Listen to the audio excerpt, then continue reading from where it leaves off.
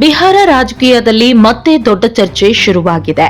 ನಿತೀಶ್ ಕುಮಾರ್ ಅವರು ಮುಖ್ಯಮಂತ್ರಿ ಸ್ಥಾನಕ್ಕೆ ರಾಜೀನಾಮೆ ನೀಡಿ ಶೀಘ್ರದಲ್ಲೇ ರಾಜ್ಯಸಭೆಗೆ ಹೋಗುವ ಸಾಧ್ಯತೆ ಇದೆ ಎಂಬ ಸುದ್ದಿ ಜೆಡಿಯುನಿಂದ ಹೊರಬಿದ್ದಿದೆ.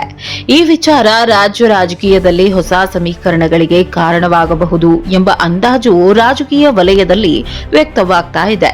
ನಿತೀಶ್ ಕುಮಾರ್ ಅವರು ದೀರ್ಘಕಾಲದಿಂದ ಬಿಹಾರ ರಾಜಕೀಯದ ಪ್ರಮುಖ ನಾಯಕರು. ಹಲವು ಬಾರಿ ಮುಖ್ಯಮಂತ್ರಿ ಸ್ಥಾನ ಅಲಂಕರಿಸಿರುವ ಅವರು ತಮ್ಮ ರಾಜಕೀಯ ಚಾತುರ್ಯ ಮತ್ತು ಮೈತ್ರಿ ರಾಜಕಾರಣದ ಮೂಲಕ ರಾಷ್ಟ್ರ ಮಟ್ಟದಲ್ಲೂ ಗಮನ ಸೆಳೆದಿದ್ದಾರೆ.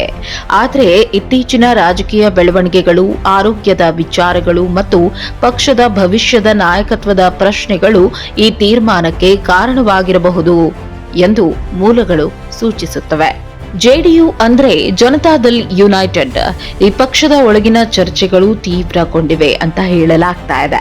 ಪಕ್ಷದ ಕೆಲವು ಹಿರಿಯ ನಾಯಕರು ಹೊಸ ತಲೆಮಾರಿಗೆ ಅವಕಾಶ ನೀಡಬೇಕೆಂಬ ಅಭಿಪ್ರಾಯ ವ್ಯಕ್ತಪಡಿಸಿರುವುದಾಗಿ ಹೇಳಲಾಗ್ತಾ ಇದೆ. ಇಂತಹ ಸಂದರ್ಭದಲ್ಲಿ ಮುಖ್ಯಮಂತ್ರಿ ಸ್ಥಾನಕ್ಕೆ ರಾಜೀನಾಮೆ ನೀಡಿ ರಾಜ್ಯಸಭೆಗೆ ಸೇರುವ ಮೂಲಕ ನಿತೀಶ್ ಕುಮಾರ್ ಅವರು ರಾಷ್ಟ್ರೀಯ ರಾಜಕಾರಣದಲ್ಲಿ ಮತ್ತಷ್ಟು ಸಕ್ರಿಯರಾಗುವ ಸಾಧ್ಯತೆ ಇದೆ.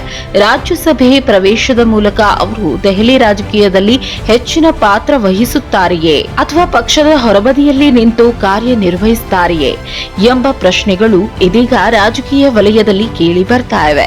ವಿಶೇಷವಾಗಿ ಬಿಹಾರದಲ್ಲಿ ಮುಂದಿನ ಚುನಾವಣೆಯನ್ನ ಗಮನದಲ್ಲಿಟ್ಟುಕೊಂಡು ಜೆಡಿಯು ತನ್ನ ಕಾರ್ಯತಂತ್ರವನ್ನ ಬದಲಾಯಿಸುತ್ತಿದೆಯೇ ಎಂಬ ಅನುಮಾನಗಳು ಮೂಡಿವೆ.